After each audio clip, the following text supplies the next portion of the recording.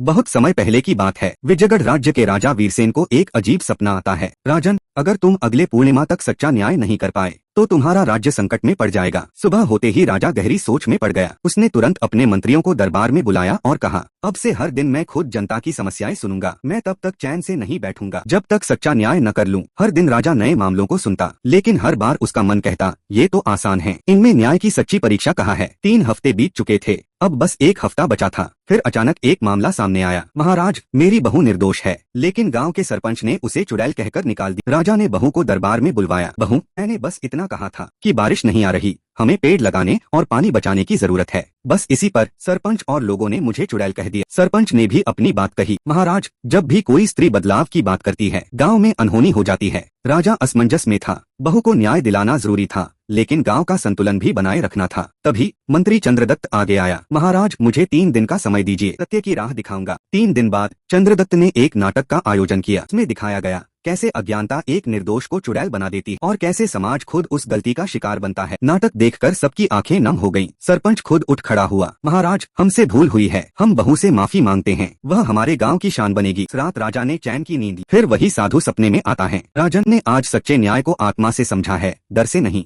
समझदारी और साहस से। अब तुम्हारा राज्य सुरक्षित है। सीख, न्याय केवल नियमों से नहीं होता, बल्कि समझ, संवेदना और साहस से होता है।